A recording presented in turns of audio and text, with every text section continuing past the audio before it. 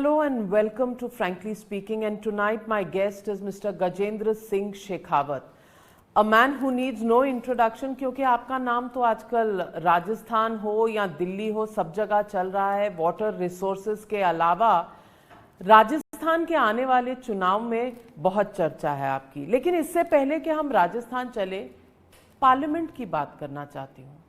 Mr. Gajendra Singh Shekhawat, we've seen Parliament not functioning for 10 days or maybe more.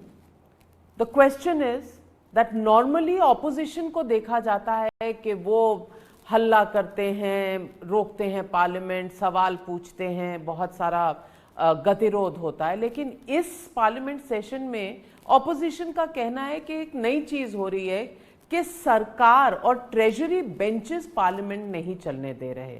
मुद्दा वही राहुल गांधी और उनके statements जो लंदन में हुए। क्या सरकार का दायित्व नहीं है कि पार्लियामेंट चले और लोगों से जुड़े हुए सवाल उठाए जाएं? ये निश्चित रूप से सरकार का दायित्व है, लेकिन जो आपने प्रश्न में शब्द उपयोग किया कि ऑपोजिशन ये कहता है कि सरकार ट्रेजरी बेंचेज जो है वो पार्लियामेंट नहीं चलने दे रही है, जबकि वस्तुस्थिति इससे दूसरी है।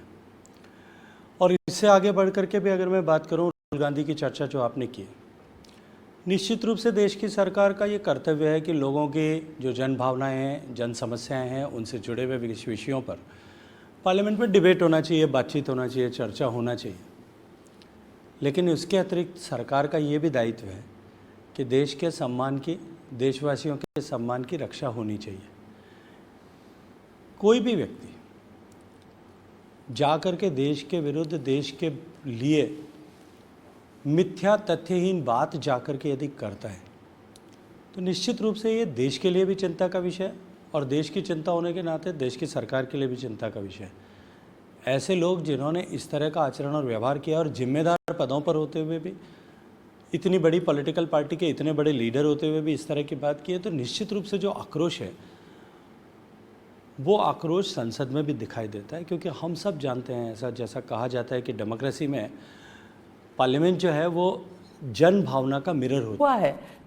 आप जानते हो पार्लियामेंट में माइक कब और कैसे और किस तरह से कौन बंद करता है, सरकार रेगुलेट नहीं करती, पार्लियामेंट का जो है स्पीकर और उनका ऑफिस उसको रेगुलेट करता है। देखिए, सिर्फ कहने के लिए राहुल गांधी जी ने जिस तरह की बातें पिछले वर्षों में की है और लगभग पिछले 2-3 साल से जिस तरह से वो बोल रहे हैं, पहले भी उनका इसी तरह का ट्रैक रिकॉर्ड रहा है। रफाल को लेकर के उन्होंने किस तरह की बातें की थी।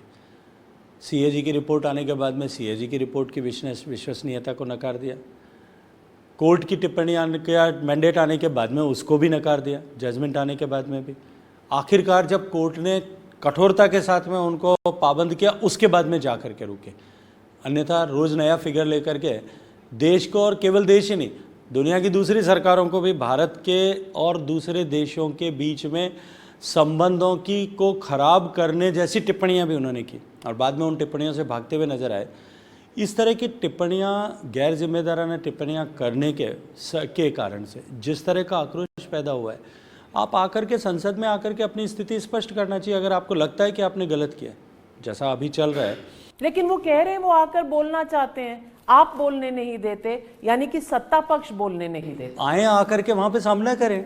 हम भी अपनी बात को जो है, जब विपक्ष जिस तरह के गतिरोध पैदा करता है उसके बीच में भी अपनी बात कहते हैं। जब 4 मंत्रियों को बोलने का समय मिला तो विपक्ष चुपचाप बैठा थोड़ी सुन रहा था, वो भी गतिरोध पैदा कर रहे थे। वो भी आए, अपनी बात करें, अपने आप लोग सुनेंगे। तो यानी गतिरोध आप पैदा करते रहेंगे, मैं जस्टिफाई और उम्मीद करेंगे कि वो आकर बोले। मैं इसको जस्टिफाई नहीं करता, पर उनको आकर के वहां बैठना तो चाहिए ना। आप आके बैठेंगे भी नहीं, पार्लियामेंट हाउस में आएंगे नहीं, उनके लोग हल्ला मचाएंगे और उसके बाद में हाउस एडजर्न कराएंगे और फिर चले जाएंगे। ऐसे कैसे हो सकता है? और फिर बाहर जाकर के कहेंगे कि राहुल गांधी आते नहीं। पिछले 10 दिन में कितनी बार राहुल गांधी आकर के वहां हाउस में बैठे? तो आप राहुल गांधी को आमंत्रित करना चाहते हैं? बिल्कुल आए, वो आए, वहां आकर के बात करें, और अगर उन्होंने गलत किया है तो देश के सामने माफी मांगे पार्लियामेंट में आकर। तो वो तो कहते हैं कि उन्होंने गलत नहीं किया, तो अपनी बात को जस्टिफाई करें।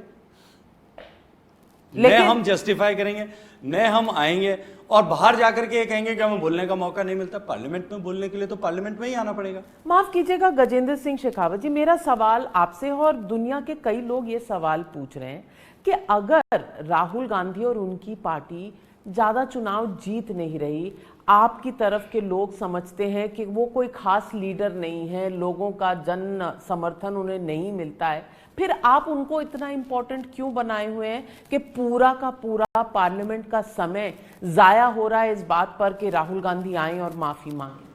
देखिए, ये सामान्य विषय है कि देश के लिए जाकर के भारत जो दुनिया का सबसे पुराना लोकतंत्र है, भारत जो दुनिया का सबसे बड़ा लोकतंत्र है, भारत जो दुनिया का सबसे समृद्ध लोकतंत्र देशों में से एक है, जहाँ लोकतांत्रिक परंपराएं, चुनाव की प्रक्रियाएं इतनी सहजता के साथ में होती हैं, उस देश के लोकतंत्र को अपमानित करने वाली टिप्पणी जाकर के दुनिया के किसी कोने में कोई करे, लोकतंत्र के मंदिर की, संसद की कार्य पद्धति पर कोई व्यक्ति प्रश्न चिन्ह खड़ा है, आप उसको सामान्य विषय मानते हैं?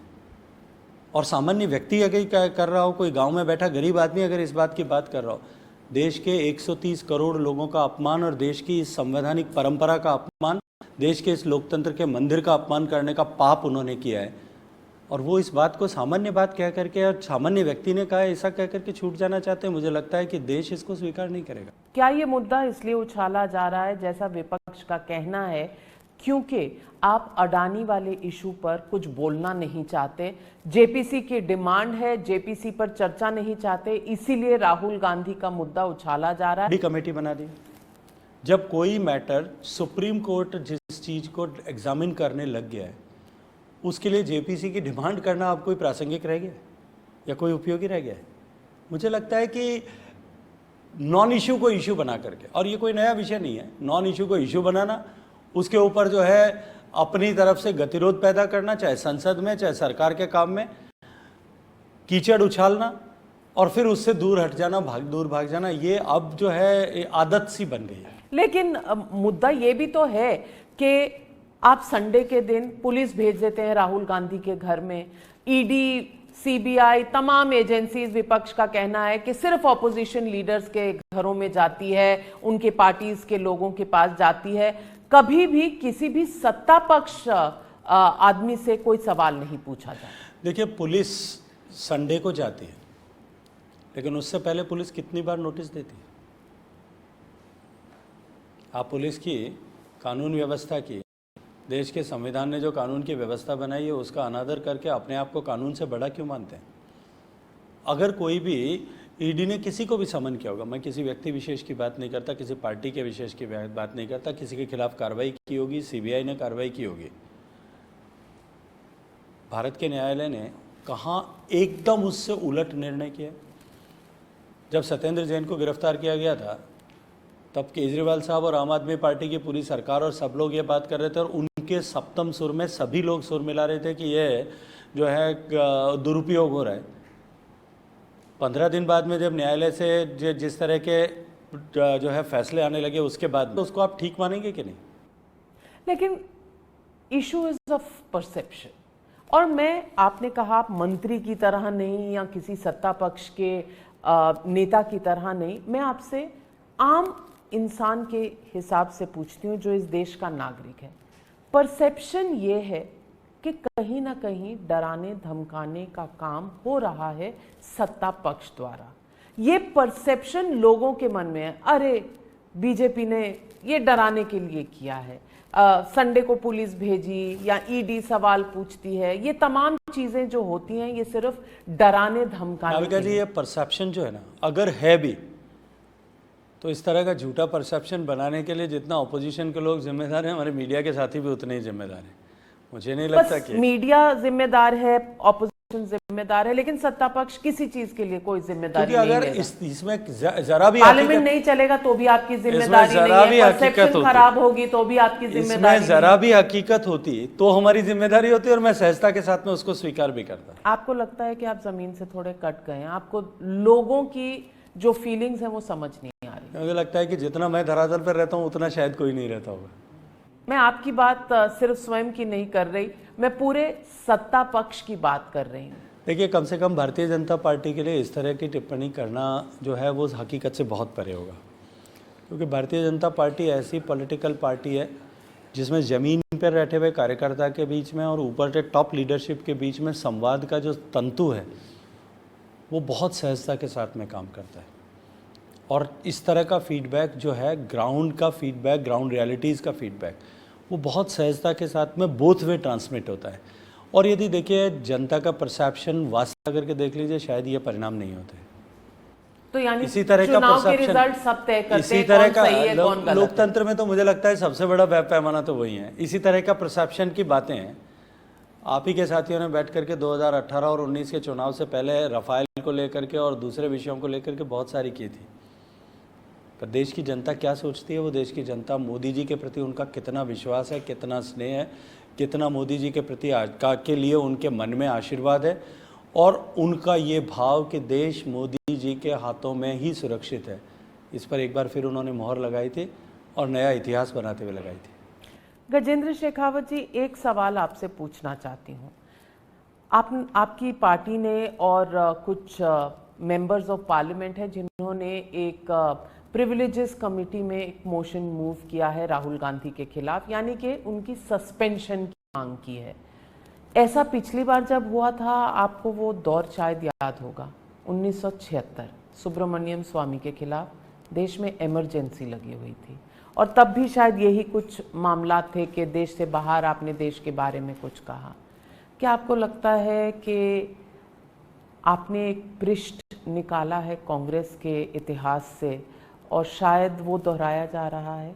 लोग कहते हैं कि इमरजेंसी लागू कर दी, विपक्ष का कहना है। देखिए, मैं इस पर तो टिप्पणी नहीं करना चाहता कि लोग क्या कहते हैं, लेकिन इस पर टिप्पणी अवश्य करना चाहता हूँ। पार्लियामेंट का सदस्य होने के नाते सांसदों का अधिकार है कि वो प्रिविलेज में जाएं, और बहुत सारी तरह के प्रिविलेज पिटीशन अलग अलग तरह के विषयों को लेकर के दायर होती हैं। कुछ सांसदों के मन में यदि ये भाव आया और उनकी भावनाएं कहीं आहत हुई हैं, संसद का सदस्य होने के नाते जो उनका अधिकार है, उन्होंने अधिकार का उपयोग किया है।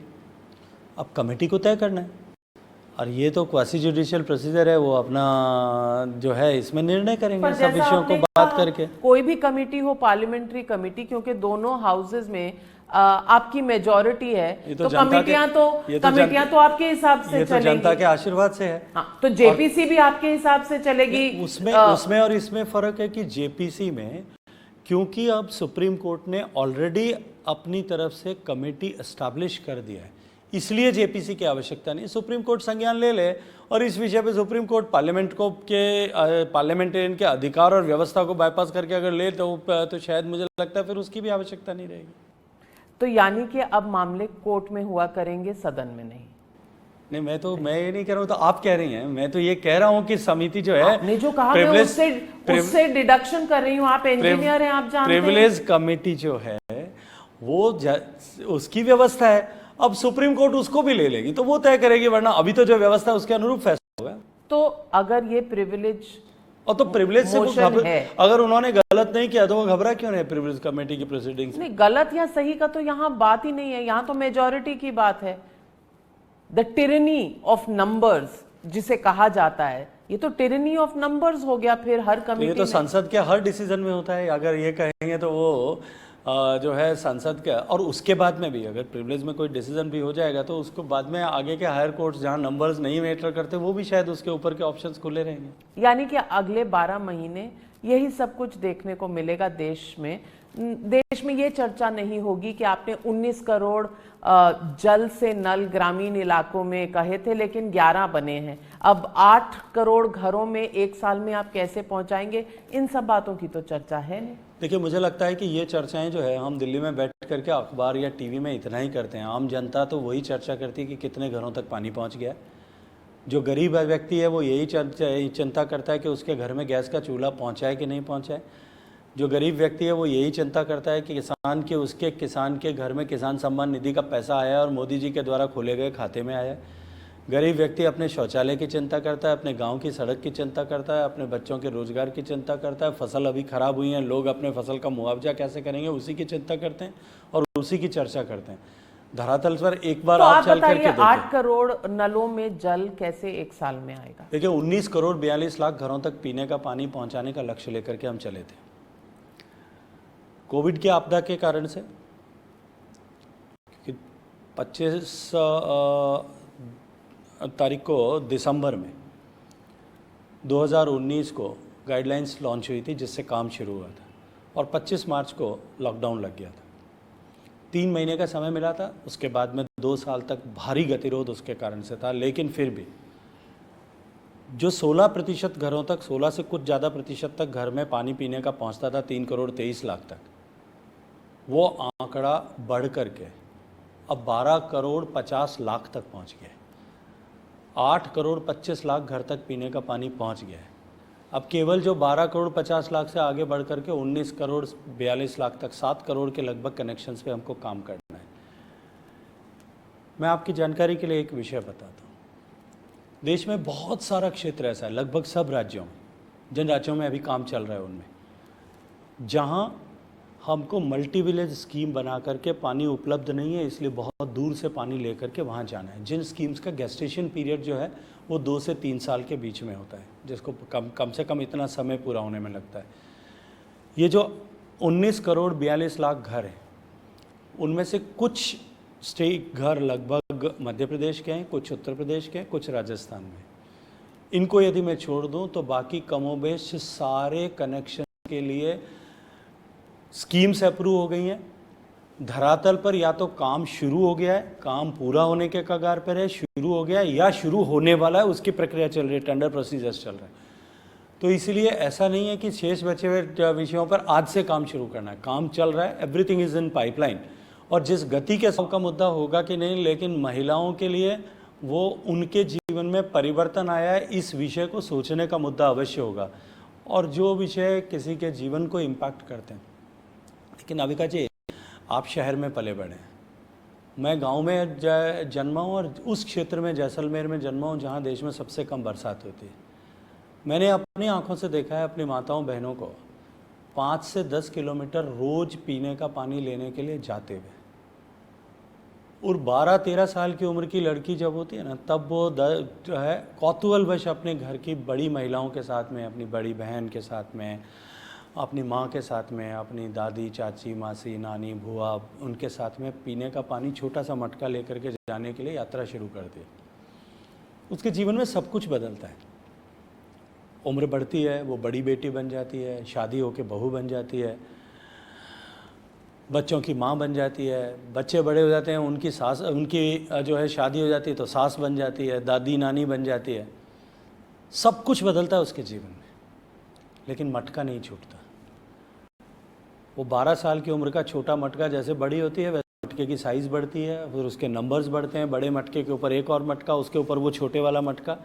जब उम्र बुढ़ापे की तरफ जाती है, शरीर की शक्ति कम होती है ना, वो उसी क्रम में वापस कम होते हैं और 70 साल की उम्र में भी वो छोटा मटका शेष रहता है। उन लोगों के जीवन में जब पानी का नल घर में पहुंचता है तब बहुत बड़ी घटना होती है, और ऐसी बड़ी घटनाएं उनको एक बार नहीं कई बार वोट देने से के लिए प्रेरित करती है। इसलिए वो चुनाव की चर्चा मात्र नहीं होती, जीवन में परिवर्तन की चर्चा चुनाव को प्रेरित करती है। और मोदी जी के नेतृत्व में सरकार ने जीवन को, सामान्य मानवीय के जीवन को परिवर्तित करने का, विपक्षी दलों में तो वहां पर एजेंसियां पहुंच जाती हैं, आप तक किसी ने नहीं पहुंचा, और उसके बाद आपने मानहानि का दावा और ठोक दिया है। तो क्या ये इस वक्त राजस्थान चुनाव की तैयारी है, इसलिए दोनों तरफ से आरोप प्रति आरोप लग रहे हैं? देखिए, संजीवनी क्रेडिट कोऑपरेटिव सोसाइटी, देश में बहुत सारी क्रेडिट कोऑपरेटिव सोसाइटियां काम करती है, प्रदेश में भी करती हैं, और बहुत सारी क्रेडिट कोऑपरेटिव सोसाइटियां या इस तरह के नॉन बैंकिंग फाइनेंशियल इंस्टीट्यूशंस जो हैं, चिटफंड कंपनियां जो है, वो जांच के दायरे में भी होंगी, बहुत सारों में कोर्ट में केसेस भी चल रहे होंगे। लेकिन मैं एक बात आपके चैनल पे दर्शकों के सामने कहना चाहता हूँ, मेरी 3 पीढ़ी का कोई भी रिश्तेदार उस क्रेडिट कोऑपरेटिव सोसाइटी का कहीं भी न तो मेंबर है, न बोरोवर है, न डिपॉजिटर है, न एजेंट है, न ऑफिसर है, न डायरेक्टर है, और न ही उसका किसी तरह से कोई डायरेक्टली संबंध रखता है। मात्र इसलिए कि मैंने एक अपना प्लॉट लगभग अब से 12 साल पहले, और उस क्रेडिट कोऑपरेटिव सोसाइटी पर पहली बार जब कंप्लेंट दर्ज होकर कार्रवाई हुई, उससे भी लगभग 7-8 साल पहले, उससे जुड़े हुए एक व्यक्ति को पर्सनल कैपेसिटी में बेचा था। बोनाफाइड सेलर कैसे दोषी हो सकता है? और एक ऐसी कोऑपरेटिव सोसाइटी, इसको दूसरी तरह से देखिए, जो 2011 में जिसके अकाउंट्स को ऑडिट करने का अधिकार जिसका था, ड्यूटी जिसकी थी सरकार की, राज्य के सरकार के कोऑपरेटिव डिपार्टमेंट की, उन्होंने उसको स्टैंप किया, अगले साल पे काम करने की परमिशन दी। उसके बाद 2012 में, 13 में, 14 में, 15 में, 16 में, 17 में, 19 तक परमिशन दी। 19 जाकर के आपको पता लगा, आपने जाकर के एसओजी ने एक एफआईआर रजिस्टर की। 2011 में एक लेमैन को, जो उस समय तो पॉलिटिक्स में भी नहीं था, उसको कैसे पता चलेगा कि 2019 में इसमें जाकर के कोई फ्रॉड होगा, इससे जुड़े हुए व्यक्ति के साथ में कोई ट्रांजैक्शन नहीं करना चाहिए? मेरे पास में ये जानने का क्या तरीका था कि ये कंपनी 9 साल बाद में फ्रॉड कर देगी? और मुझे ये जानने की आवश्यकता भी क्या थी? कौन सा देश का कानून मुझे ये कहता है, मैं अगर नाविका जी के साथ में अगर कोई ट्रेड करता हूँ, आप जाकर के किसी को अपना कोई फ्लैट अगर बेच देते हैं, अपना कोई गाड़ी पुरानी हो गई वो बेच देते हैं, वो आदमी 9 साल बाद में अगर कोई फ्रॉड कर भी देगा, तो how you are liable for that? आप कैसे रिस्पॉन्सिबल हो सकते हैं? अच्छा, इससे आगे इससे आगे बढ़ करके दस्तावेज है अशोक गहलोत। समटाइम्स जो है फायर, वो स्मोक है वो फायर के कारण से नहीं, इंटेंशंस के कारण से स्मोक पैदा किए जाते हैं। इंटेंशन से स्मोक आती है, फायर से ही आती है। जब हवाई जहाज को कहीं ऐसे, हेलीकॉप्टर को कहीं ऐसी जगह लैंड कराना हो तो स्मोक बम चलाना पड़ता है। अपने बेटे की हार की खींच को बदला लेने के लिए और राजनीतिक लाभ को प्राप्त करने के लिए, अपने खिसकते हुए धरातल को बचाने के लिए उन्होंने इस तरह का पाप किया है। यदि कहीं भी जांच एजेंसी तो मेरे कंट्रोल में नहीं है, वो तो राज्य सरकार की जांच एजेंसी है, स्पेशल ऑपरेशन ग्रुप जांच कर रहा है। 2019 में जांच शुरू हुई थी, 20 में पहली चार्जशीट फाइल हुई 27,000 पन्नों की। चार्जशीट में मुझे कोई दोषी नहीं माना गया, सिर्फ ये बताया गया कि जो उस कोऑपरेटिव सोसाइटी से जुड़े हुए लोग हैं, उन्होंने ये प्रॉपर्टी एक्वायर की, इस व्यक्ति से एक्वायर की। उससे आगे अगर कोऑपरेटिव वो शायद लिखती तो ये भी लिखना चाहिए था कि उन्होंने रेल का टिकट कितनी तारीख को खरीदा था, नाविका जी का जो चैनल है उस चैनल के सब्सक्रिप्शन के पैसा कितने में दिया था।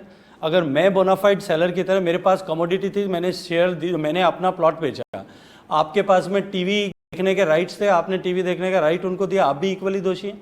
जिसने गाय का दूध बेचा होगा वो भी उतना ही दोषी है, हवाई जहाज का टिकट बेचा होगा वो भी उतना ही दोषी है, जिस अखबार का उनके महीने में घर में जो अखबार आता होगा वो अखबार वाले भी उतना ही दोषी हैं, क्योंकि उनके पास में भी उसी रंग का पैसा गया था।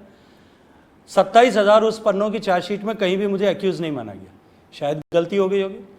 2021 में दूसरी, आपका कहना है कि ये मुझे अपनी बात पूरी करने दीजिए। 2022 में दूसरी चार्जशीट पेश होती है, उसमें भी कहीं एक्यूज नहीं माना गया। फरवरी 2023 में तीसरी चार्जशीट पेश होती है, उसमें भी कहीं एक्यूज नहीं माना गया। और फिर मुझे चौराहे पे खड़े होकर के मुझे कहते तो शायद मुझे तकलीफ नहीं होती, क्योंकि मैं राजनीतिक क्षेत्र में काम करता हूँ। मेरी दिवंगत माँ को अभियुक्त बना दिया। चार्जशीट ये कहती है कि चार्जशीट कहीं भी किसी को अभियुक्त नहीं मान रही है, और प्रदेश का गृह मंत्री और प्रदेश का मुख्यमंत्री का दायित्व रखने वाला व्यक्ति मीडिया के सामने खड़े होकर के ये कहे कि मेरी दिवंगत माँ अभियुक्त हैं। एक ऐसा व्यक्ति जो अब इस दुनिया में नहीं है और अपने आप को कभी कहीं डिफेंड नहीं कर पाएगा, आप उसको अभियुक्त ठहरा देंगे। इसलिए मैंने जो है ये डिफेमेशन का सूट फाइल किया। अदरवाइज मैं पिछले 3 साल में, उन्होंने 30वीं बार ये बात कही हो कि मैंने कभी नहीं किया। तीसरी बात, भारत की संसद ने कानून पारित किया, राष्ट्रपति ने उस कानून को जो है वो स्वीकृति प्रदान करके देश में कानून बनाया। राजस्थान की सरकार ने उस कानून को लागू किया है, वो है banning of unregulated deposit act, जिसमें ऐसे निवेशक जिनका इस तरह के अनरेगुलेटेड डिपॉजिट स्कीम्स में पैसा बर्बाद हो जाता है, उनका पैसा उनको वापस मिल सके, उसकी व्यवस्था की गई। राजस्थान सरकार ने कानून लागू कर दिया। उसके तहत कानून के अंतर्गत जो कॉम्पिटेंट अथॉरिटी एस्टैब्लिश करना है वो कर दिया। उसके तहत आपने एफआईआर्स भी रजिस्टर कर ली, उसके तहत आपने चालान में भी उल्लेख कर दिया। लेकिन वो कानून ये कहता है कि multi state credit cooperative society होने की स्थिति में, जहां 2 या 2 से अधिक राज्यों में उस क्रेडिट कोऑपरेटिव सोसाइटी या फाइनेंशियल इंस्टीट्यूशन की प्रेजेंस हो, बोरोवर हो, डिपॉजिटर हो, प्रॉपर्टी हो, असेट्स हो या ऑपरेशंस हो, उसकी जांच जो है केवल और केवल सीबीआई करेगी। मैं तो हाथ जोड़ करके आग्रह कर रहा हूं आपके चैनल के माध्यम से कि आप तुरंत उसको सीबीआई को दे दीजिए। कोर्ट में केस चल रहा है कि सीबीआई को, जो इन्वेस्टर्स हैं उन्होंने कोर्ट में केस किया है कि आप सीबीआई को क्यों नहीं सौंप रहे। मेरा तो उल्टा प्रश्न है कि आप सीबीआई को भेज दीजिए, मैं तो स्वागत है सीबीआई आकर के जांच तो करे, ताकि सही जांच तो होगी। क्योंकि सीबीआई सेंट्रल एजेंसी है, आपका अभी control आपने है। कहा कि सीबीआई और ईडी नहीं आ रही है, मैं तो कह रहा हूं कि सीबीआई आए, सीबीआई ईडी को भेजे, कम से कम सीबीआई जांच करेगी तो जो सही है वो जांच तो होगी, लेकिन सीबीआई जांच करेगी तब नाविका जी सेंट्रल कोऑपरेटिव रजिस्ट्रार है वो, और उसमें जो कॉम्पिटेंट कोर्ट है वो उस क्रेडिट कोऑपरेटिव सोसाइटी की जांच करके उसके जो असेट्स हैं उनको, असेट्स को सबको अटैच करके बेच करके लोगों का पैसा चुका पाएंगे। वरना अभी जो जांच चल रही है वो क्रिमिनल प्रोसीजर में चल रही है। क्राइम डिसाइड होगा, सुप्रीम कोर्ट तक केस चलेगा, उसके बाद अटैचमेंट्स होंगे, उसके बाद रिकवरी होंगे, रिकवरी के सूट सुप्रीम कोर्ट तक चलेंगे, 3 पीढ़ी निकल जाएगी, इन्वेस्टर मर जाएंगे, उन गरीब लोगों का पैसा वापस मिले। माननीय मुख्यमंत्री जी को गरीब की चिंता नहीं है। जो डायरेक्टली इन्वॉल्व है, डायरेक्टर कंपनी का मैनेजमेंट एजेंट्स के माध्यम से पैसा कलेक्ट करता है। मैं एजेंट हूं, आपके पास में आता हूं, आपसे कहता हूं कि नाविका जी ये पैसा इकट्ठा करके दीजिए, दुगना हो जाएगा, 3 साल में दुगना हो जाएगा, आप मुझे मेरे विश्वास पर पैसा देंगे, मेरे फेस वैल्यू पे पैसा देंगे। मैंने ले जाकर के किसी को दिया और वो फ्रॉड हो गया। अगर फ्रॉड हुआ है और जिसने फ्रॉड किया है उसने जाकर के कहीं पान की दुकान पर पान खाया है, मुझे आप एक बात बताइए, जब केस रजिस्टर कराएंगे तो मैं दोषी हूं कि आपसे पैसा मैं लेके गया था? पहला अभियुक्त तो मैं हूं। दूसरा, मैंने ले जाकर के जिन्होंने दिया और साइफन ऑफ किया वो दोषी हैं? वो दोषी है या पान की दुकान वाला जिससे पान खाया तो वो दोषी है? उन एजेंट्स को साथ बिठा करके माननीय मुख्यमंत्री जो है भाषण दे रहे हैं, उनसे वीडियो पोस्ट करा रहे हैं कि मैं इतना पैसा इकट्ठा करके लाया था, मैंने दे दिया और उन्होंने फ्रॉड कर दिया। भैया, पैसा लाने वाले तो तुम थे, पहले फ्रॉड करने वाले तो तुम हो, उनके साथ बैठ करके कर रहे हैं।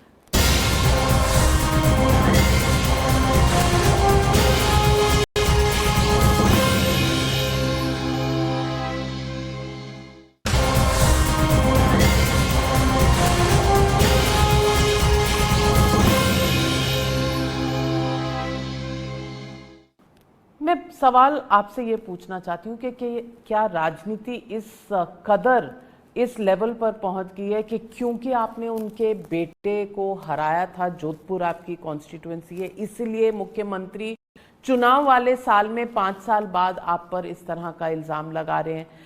क्या इस तरह की राजनीति इस देश में देखने को मिलेगी? तो आपके सामने और दुर्भाग्यपूर्ण है, वरना ये केस 2019 से चल रहा था, 3 बार चार्जशीट आ गई थी, तब तक तो जाकर के इसमें उनको अपने फेसबुक पर, उनका ये भी कहना है कि जब सचिन पायलट को आपने बीजेपी में लाने की कोशिश करी थी तब भी कुछ फोन टैपिंग हुई थी और आपकी आवाज मिली थी, आप आज तक उसका सैंपल नहीं दे रहे, वॉइस सैंपल फॉर इन्वेस्टिगेशन। मैं आपको उसके भी विषय में खुलासे के साथ में कहना चाहता हूँ। पहले एक करेक्शन करना चाहता हूँ कि सचिन पायलट को हम बीजेपी में लाने की कोशिश कर रहे थे, ये ठीक नहीं है। सचिन पायलट यही कहेंगे, लेकिन पूरे देश ने देखा उनके घर में लड़ाई हुई, वो आकर के उनके 19 लोग यहाँ आके रहे। माननीय मुख्यमंत्री जी ने तमाम तरह के आरोप उस समय लगाए, मुझ पे भी लगाए कि मैंने विदेशों में संपत्तियां खरीद ली है, ये कर लिया है, वो कर लिया है, मैं वो जो है सरकार गिराने में लगा हूं। अभी कल परसों तक भी दिल्ली के एयरपोर्ट पर कह रहे थे। एक ऑडियो जो है वो सोशल मीडिया में वायरल होता है। सोशल मीडिया पे वायरल होने के बाद में दूसरे दिन उस पर 2 केसेस रजिस्टर होते हैं, रादर 2 ऑडियो वायरल होते हैं, 4 केसेस रजिस्टर होते हैं। एक case special operation group register करता है और वो राष्ट्रद्रोह की धारा में, सिडेशन की धारा में दर्ज होता है। 2 केसेस जो हैं वो एंटी करप्शन ब्यूरो में, एक ही घटना के 2 घटनाओं के 4 केसेस होने, एक घटना के 2 केस रजिस्टर होते हैं। 2 एजेंसीज अलग अलग को जांच दी जाती है। आप किसी व्यक्ति को जो भारत सरकार में कैबिनेट मिनिस्टर की पोजीशन पर बैठा है उसको राष्ट्रद्रोही घोषित कर देते हो, मीडिया के सामने आकर के उसको राष्ट्रद्रोह के धारा में मुकदमा दर्ज हुआ इसके ऊपर भाषण देते हो, प्रेस कॉन्फ्रेंसेस करती है पार्टी पूरी। 15 दिन बाद में आपको ब्रह्म ज्ञान प्राप्त होता है और आपके नहीं, हमने गलत धारा में जो है केस रजिस्टर कर लिया। किसी व्यक्ति को राष्ट्रद्रोही ठहरा देना, उसके पूरे देश में उसकी छवि पर कालिक पोत देने का काम करना और 15 दिन बाद में गुपचुप तरीके से उस केस को वापस कोर्ट में जाकर के विड्रॉ कर लेना, और उसके आगे बढ़ कर के जो एंटी करप्शन ब्यूरो जिस केस की जांच कर रहा है आज भी कर रहा है, आप लगातार पिछले 3 साल से ये कह रहे हो कि मैंने आकर के वॉइस सैंपल नहीं दिया। मेरे पास में फिर एक कारण है कि मैं एक और डिफेमेशन फाइल करूं। आज तक एंटी करप्शन ब्यूरो ने मुझे एक काले पन्ना भी नहीं भेजा है, कि नोटिस नहीं दिया, समन नहीं किया है कि मैं जाकर के वॉइस सैंपल दूं। किसी भी व्यक्ति के खिलाफ एविडेंस लेने के लिए उससे खुद से भारत की संविधान प्रक्रिया, कानून प्रक्रिया के हिसाब से कोर्ट में जाकर के परमिशन लेनी पड़ती है। एंटी करप्शन ब्यूरो ने जाकर के 2020 में सक्षम न्यायालय में जाकर के एप्लीकेशन लगाई थी कि हमको वॉइस सैंपल लेने की स्वीकृति प्रदान की जाए। कोर्ट में प्रोसीडिंग हुई। प्रोसीडिंग के बाद में कोर्ट ने फैसला रिजर्व कर दिया। जिस दिन फैसला रिजर्व होता है उस दिन हिंदुस्तान के लगभग सब प्रिंट मीडिया में और हिंदुस्तान के सारे टीवी चैनल्स में, इंक्लूडिंग नाविका जी के चैनल में, सब में चलाया जाता है कि गजेंद्र सिंह के खिलाफ मुश्किलें बढ़ी और कोर्ट ने स्वीकृति प्रदान की। 3 दिन बाद में कोर्ट का फैसला आता है। मुझे भी पता लगा कि शायद दे दी होगी। मैंने वकील को कहा फैसले की कॉपी मंगाओ। कोर्ट का फैसला, नाविका जी ये लिखता है उसमें न्यायालय कि न्यायालय को यंत्र बना करके अभियोजन अपनी इतर मंशाओं की पूर्ति करना चाहता है। किसी भी कानून के तहत ये परमिशन नहीं दी जा सकती। मुंह पे थप्पड़ खा करके 1.5 साल तक सरकार और सरकार की एजेंसी चुप रहती है। लेकिन गलती मीडिया की है। 2000 नहीं, वो मीडिया ने बिना वेरीफाई किए छापा, इसलिए कह रहा हूं। और आपने उस वक्त मुझे कोई जरूरत नहीं थी उस सब की, मैं इन सब में जाना नहीं चाहता। 2022 में फिर एक बार वो न्यायालय में जाकर के रिवीजन फाइल करते हैं 1.5 साल बाद में। 1.5 साल बाद में फिर रिवीजन सुना जाता है, 6 महीने तक सुना जाता है और न्यायालय फिर फरवरी के महीने में उनकी जो है ट्रायल कोर्ट का जो ऑर्डर है उसी को, ट्रायल कोर्ट के ऑर्डर को वैधानिक ठहराते हुए फिर उस अपील को, उनकी रिवीजन को खारिज कर देती है। न्यायालय ने आपको जो है परमिशन नहीं दिया। आपने न्यायालय में परमिशन नहीं मिलने के कारण से आज तक मुझे जो है नोटिस नहीं दिया और मुख्यमंत्री सरेआम चौराहे पर खड़े होकर के, मीडिया के सामने खड़े होकर के भी, जो है मंच पर खड़े होकर के भी, राजनीतिक मंच पर खड़े होकर के भी और सरकारी मंच पर खड़े होकर के भी, सरकार के प्रोग्राम में वो सब जगह ये कहते हैं कि मैं भाग रहा हूँ पुलिस से और मैं जो है वॉइस सैंपल देने नहीं आ रहा हूँ। अब बताइए मुझे इसमें जाकर के मेरी सामान्य आदमी को अपनी ऊपर अगर इस तरह का चरित्र हनन का हमला हो रहा है, उसको न्यायालय में जाकर के डिफेमेशन फाइल करना चाहिए कि नहीं? मुझे आप इसका जवाब दें। नहीं, मैं तो कोई लॉयर नहीं हूं कि मैं आपको लीगल एडवाइस दे। मैं तो आपको सामान्य बात बता रहा हूं। जिसको पुलिस ने कभी बुलाया नहीं। आपको डेफोमेशन तो मीडिया पर भी करना चाहिए था जब उन्होंने गलत रिपोर्टिंग करी। आपने क्यों नहीं किया? ये मैंने आपको कहा कि मैंने 3 साल तक इस सब को बर्दाश्त किया कि राजनीति है, कर रहे हैं, करने दीजिए, इस सबसे कोई फर्क नहीं पड़ता। लेकिन जब मेरी दिवंगत माँ को और मेरे 82 साल के पिताजी को घसीटा, तब मुझे जाकर के आहत होकर के डिफेमेशन फाइल करना पड़ा। गजेंद्र शेखावत जी, लेकिन लोग ये भी कहेंगे क्योंकि आपकी अपनी पार्टी में बहुत से चीफ मिनिस्टीरियल होपफुल्स हैं, राजस्थान का चुनाव आ रहा है, आप फ्रंट रनर हैं, सतीश पूनिया जी हैं, वसुंधरा राजे जी फॉर्मर चीफ मिनिस्टर रह चुकी हैं, लोग कहते हैं ओम बिरला हैं, राज्यवर्धन राठौर साहब हैं। तो प्रॉब्लम ऑफ प्लेंटी है बीजेपी में। क्या आप चुने गए हैं अशोक गहलोत जी द्वारा फॉर डायरेक्ट एक्यूजेशन क्योंकि आप फ्रंट रनर हैं चीफ मिनिस्टीरियल पोजीशन? देखिए, मुझे लगता है कि भारतीय जनता पार्टी में चीफ मिनिस्टर कौन होगा ये निर्णय करना, या अगला सांसद का चुनाव जोधपुर से कौन लड़ेगा, संसद का चुनाव जोधपुर में या जोधपुर जैसी कॉन्स्टिट्यूंसीज में विधानसभा के चुनाव कौन लड़ेगा, यह तय करने का अधिकार पार्लियामेंट्री बोर्ड के पास में। तो इसलिए कोई ये तय नहीं कर सकता कि यही नहीं कह सकता कि कौन कैंडिडेट होगा, कौन नहीं होगा, संसद का चुनाव कौन लड़ेगा, विधायक का चुनाव कौन लड़ेगा, ये भी, या कौन जाकर के कहाँ क्या काम करेगा, ये तय करना संगठन का काम है। ये तय करना, कंपटीशन तो है, ये निश्चित रूप से कंपटीशन है, होना भी चाहिए। और ये सौभाग्य की बात है कि भारतीय जनता पार्टी में कम से कम इतने लोग इस विश्वास के साथ में कि 2023 में भारतीय जनता पार्टी की सरकार बन रही है, अपने दृष्टिकोण से प्रयास कर रहे हैं। मुझे लगता है कि इसमें कहीं गलत नहीं है। मुझे तो अभी कुछ दिन पहले, लेकिन आपकी तो पार्टी विद अ डिफरेंस है, लेकिन अब तो पार्टी ऑफ डिफरेंसेस हो गई है। सतीश पूनिया जी के सब जनता पार्टी का संसदीय बोर्ड जो है वो संप्रभु नहीं है, कुछ और लोग हैं। पार्टी के वरिष्ठ नेता से लेकर के सभी लोग एक भाषा बोल रहे हैं। और दूसरी बात, मुझे अभी एक मीडिया के चैनल ने एक दिन प्रश्न किया था कि आप ही के जैसा प्रश्न किया, और उन्होंने सीधा पूछा कि वसुंधरा जी अब इतना एक्टिव हो गई हैं, आप क्या कहते हैं?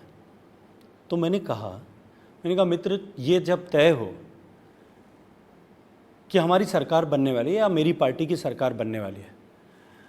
और जब ये तय हो तब ऐसा व्यक्ति, ऐसा नेता जिसने 20 साल तक स्टेट को लीड किया हो, 2 बार चीफ मिनिस्टर रहा हो, अगर उसकी चल सकने की क्षमता नहीं हो तो भी उसको उठ करके दौड़ने शुरू कर देना चाहिए कि उसके लिए एक विंडो ऑफ अपॉर्चुनिटी खुली है।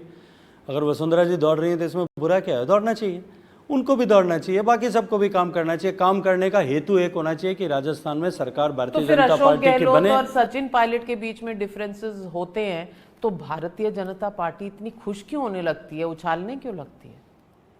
नहीं, मुझे तो नहीं लगता कि भारतीय जनता पार्टी की खुशी होती है इससे। मैं तो बार बार मीडिया को ये कहता हूँ कि इन दोनों के डिफरेंसेस का दुख जो है, उनकी पीड़ा राजस्थान के करोड़ों लोगों को झेलना पड़ा है। इन दोनों के डिफरेंसेस के कारण से राजस्थान की महिलाओं की अस्मिता खतरे में। इन दोनों के डिफरेंसेस के कारण से राजस्थान के युवा बेरोजगार घूम रहे हैं। इन दोनों के डिफरेंसेस के कारण से जिस तरह से लॉ एंड ऑर्डर कॉम्प्रोमाइज़ हुआ है और सरकार का फोकस लॉ एंड ऑर्डर से हट करके कुर्सी बचाने पर हुआ, उसके कारण से जिस तरह की परिस्थितियां बनी हैं, जिस तरह से सरकार के विधायक, सरकार की पार्टी के विधायक जिस तरह से भ्रष्टाचार कर रहे हैं, खुलेआम भ्रष्टाचार कर रहे हैं, जिस तरह से सरकार का भय समाप्त हो गया, अपराधी जिस तरह से बेखौफ हो गए, तो राजस्थान में जिस तरह से माफिया प्रभावी हो गया। आपके यहाँ तो नेता ज्यादा हैं जिनके डिफरेंसेस हैं, तो अगर आपकी सरकार आएगी तो ये बहुत ज्यादा बढ़ जाएगा, राजस्थान में जिस तरह के हालात बने हैं, क्योंकि अनस्टेबल गवर्नमेंट है, भारतीय जनता पार्टी की सरकार जो है, चाहे हम कितने भी सारे लोग होंगे इस रेस में दौड़ रहे होंगे, अल्टीमेटली सारे लोग जो हैं भारतीय जनता पार्टी की सरकार बनाने के लिए काम कर रहे होंगे। और सरकार बनाने का फैसला जो है व्यक्ति ने नहीं किया होगा, वो पार्लियामेंट्री बोर्ड ने किया होगा कि लीडर कौन होगा। तो उसके बाद में सारे तरह के कंपटीशन और इस तरह की व्यवस्थाएं समाप्त हो जाएंगी। आप चाहेंगे कि वसुंधरा राजे दोबारा मुख्यमंत्री की दावेदार हो? अगर पार्लियामेंट्री बोर्ड बने, एक तय करे, तो मैं पहला व्यक्ति होऊंगा जो सबसे ज़्यादा खुशी के साथ, सबसे ज़्यादा सम्मान के साथ में जाकर के उनको माला पहना करके स्वागत करूंगा और उनकी सरकार सफल हो उसके लिए पूरे प्राण और प्रण की ऊर्जा से काम भी करूंगा। और गजेंद्र शेखावत जी, आप अपनी राय नहीं देंगे पार्लियामेंट्री बोर्ड को कि आप भी सक्षम हैं? भारतीय जनता पार्टी में इस तरह की राय व्यक्तियों से पूछने की परंपरा नहीं है। पार्लियामेंट्री बोर्ड के पास में बहुत सारा तंत्र है जो अपने आप इस बात को तय कर लेता है कि किसको किस जगह पे जाकर के काम करना है। पर अगर एक ट्वाइस ओवर चीफ मिनिस्टर रही हुई महिला हैं और महिला हैं जिसकी रिप्रेजेंटेशन देश की राजनीति में कुछ हद तक कम है, तो ये चर्चा भी क्यों है कि वो नहीं कोई और? ये चर्चा कहाँ है? ये चर्चा आपको नहीं सुनाई दी? ये चर्चा सिर्फ मीडिया में है, ये चर्चा सिर्फ लोगों के बीच में है। मीडिया ऐसे ही चर्चा करता रहता है क्योंकि मीडिया को अच्छा लगता है। ये चर्चा पार्टी वर्कर्स के बीच में भी हो सकती है, लेकिन आप लोगों के बीच में पार्लियामेंट्री बोर्ड में तो नहीं है ना। नहीं, और आप नेताओं के बीच में नहीं, पर आपने कभी नहीं सुना। नहीं, पर पार्लियामेंट्री बोर्ड में तो नहीं है कि वो चीफ मिनिस्टर नहीं हो, ये चर्चा नहीं है। मैं इसकी चर्चा कर रहा हूँ। आप मैं शब्दों पे जाना चाहता हूँ। जो आपने कहा कि वो नहीं कोई और हो, ये चर्चा कहाँ है? ये पार्लियामेंट्री बोर्ड में तो नहीं हुई। पार्टी के लीडरशिप में भी बैठे, इनोसेंट बनने की कोशिश कर रहे हैं। इतनी इनोसेंट आप हैं नहीं। नेता कोई भी शायद देश में इतना इनोसेंट नहीं होता, उसे पता ना हो। नहीं, मैंने ये नहीं कहा ना, मैंने ये नहीं कहा कि उनको वो हो नहीं हो। मैंने आपने जो शब्द उपयोग किया मैंने उस पर टिप्पणी किया। शब्दों को छोड़िए, रेस में कौन कौन है मुझे तो नहीं पता। आप ही ने जो नाम बताए वो नाम सब मैं मीडिया से सुनता हूँ। अच्छा, आप लोगों में आपस में चर्चा नहीं होती? ईमानदारी से है क्या? ईमानदारी से कह रहा हूँ, राजस्थान के नेताओं में चर्चा ईमानदारी से कह रहा हूँ कि हम लोग जितनी बार बैठते हैं कभी इस विषय में इस चर्चा नहीं होती कि कौन मुख्यमंत्री होने वाला है, क्योंकि हम सब जानते हैं कि मुख्यमंत्री बनाने वाला तो कोई और है, बोर्ड है, उसको तय करना है। और कोई भी आदमी, मैं एक बात आपको उदाहरण से पूछना चाहता हूँ, पुष्कर सिंह धामी चीफ मिनिस्टर होंगे, इसके बारे में कोई चर्चाएं हुई थी? तीरथ सिंह रावत चीफ मिनिस्टर बना दिए जाएंगे त्रिवेंद्र जी के बाद में, उसमें कोई चर्चा हुई थी? जब योगी आदित्यनाथ जी को पहली बार मुख्यमंत्री बनाया गया था तब क्या आप सब में कहीं कोई चर्चा का विषय था कि योगी आदित्यनाथ भी मुख्यमंत्री हो सकते हैं? ऐसे कितने उदाहरण आप मुझसे सुनना चाहते हैं? भारतीय जनता पार्टी में ये परंपराएं नहीं है। चर्चाओं की तरह नीचे के धरातल पर, फ्लोर ऑफ द पॉलिटिक्स पे चलती रहती हैं, लेकिन फैसले जो हैं वो पार्टी के हित में, प्रदेश के हित में, जनता के हित में वो करने का काम वरिष्ठ जनों का तो है, फिर वही राहुल करते हैं। गांधी या कांग्रेस पार्टी की आला कमान तय करती है, तो बीजेपी के लिए इतना बड़ा मुद्दा क्यों होता है? अशोक गहलोत, सचिन पायलट में आपस में जो भी चल रहा हो, आला कमान अपनी जगह है, हाथ का निशान अपनी जगह है। आला कमान तय करे, हमें इसमें कहीं कोई गुरेज भी नहीं है, हमारा लिए विषय भी नहीं है, लेकिन आला कमान तय तो करे, क्योंकि जो मुद्दा है वो राजनीतिक हो चुका है। आपको लगता है राजनीति इस कदर, इस लेवल पर जानी चाहिए? देखिए, निश्चित रूप से दुर्भाग्यपूर्ण है। जिन्होंने देश के लिए अपने पति को खोया, अपने बेटों को खोया, अपना सर्वस्व समर्पण किया, अपना सर्वोच्च बलिदान किया, जिन लोगों ने, उनके परिवार की जिम्मेदारी, उनके परिवार के मान सम्मान की जिम्मेदारी पूरे देश की है, सरकारों की तो है ही, समाज की भी है। यदि उनकी कोई पीड़ा है और उस पीड़ा को लेकर के, उस व्यथा को लेकर के वो वीरांगनाएं या वीरांगनाओं का एक प्रतिनिधिमंडल माननीय मुख्यमंत्री से मिलना चाहे, सरकार में किसी से भी मिलना चाहे, जनप्रतिनिधि से मिलना चाहे, क्या संवेदनशीलता इतनी मर जाए कि हम उनसे मिलने से भी इनकार कर दें? वो 4 दिन तक आपके घर के 100 मीटर दूर सड़क पर बैठे रहने को मजबूर हों, भूख हड़ताल कर रही हों, उनको मिलने का समय आप न दे सकें? रात के अंधियारे में उनको उठा करके पुलिस जा करके गाड़ियों में डाल करके उनके साथ अमानवीय अत्याचार करे?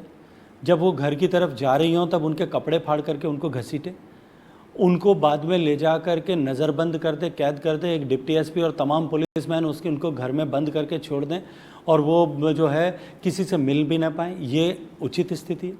और उसके उलट मुख्यमंत्री अपनी पोजीशन को डिफेंड करने के लिए राजस्थान भर से 200-500 किलोमीटर दूर से प्रायोजित तरीके से कुछ वीरांगनाओं को बुला करके उनकी तरफ से उनसे मिलें, उनके साथ में बातचीत करें और फिर स्टेटमेंट इशू खुद भी करें और उनसे भी कराएं। जो पीड़ित हैं उनके बजाय जो संतुष्ट हैं उनको मिलना। ठीक यही परिस्थिति संजीवनी क्रेडिट कोऑपरेटिव सोसाइटी के केस में भी है। राजस्थान में 14 ऐसी क्रेडिट कोऑपरेटिव सोसाइटीज़ हैं जिनमें इस तरह का 12,000 करोड़ रुपए का तथाकथित स्कैम है, जो मैं टीवी अखबारों में पढ़ता हूँ, एसओजी की चार्जशीट में जो लिखा गया है। उनके किसी भी इन्वेस्टर से मुख्यमंत्री नहीं मिलते। उसके अतिरिक्त जो 13 और क्रेडिट कोऑपरेटिव सोसाइटियां, उनके किसी इन्वेस्टर से नहीं मिलते, सिर्फ संजीवनी के इन्वेस्टर से ही क्यों मिलते हैं?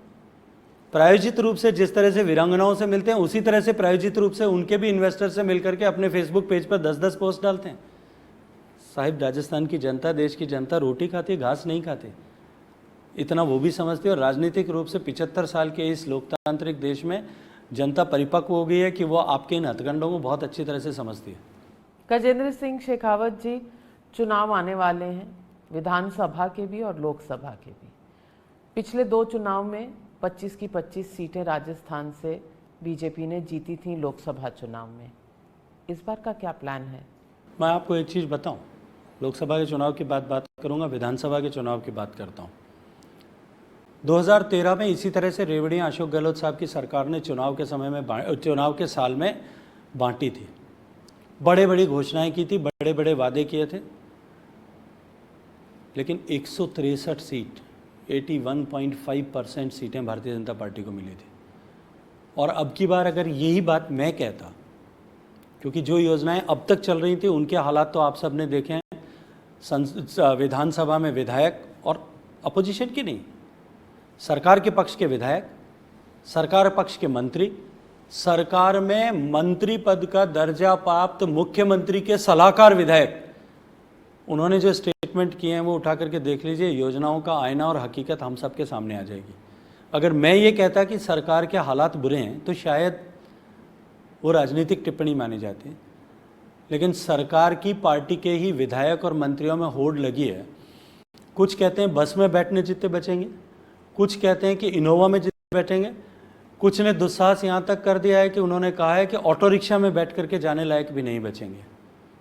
अब तय उनकी पार्टी में करना है कि वो कितने बचने वाले हैं, जनता ने तो तय कर लिया है। हो सकता है साइकिल ही हो जिसमें अशोक गहलोत जी और सचिन पायलट हो। खैर, मैं सिर्फ व्यंग कर रही हूँ जिस तरह से आपने कहा, लेकिन चुनाव का समय है और देखना होगा, क्योंकि जनता होती है असली निर्णय करने वाली। जनता क्या निर्णय करेगी, हम आपसे मिलते रहेंगे, सवाल पूछते रहेंगे, जो भी जनता उठाएगी।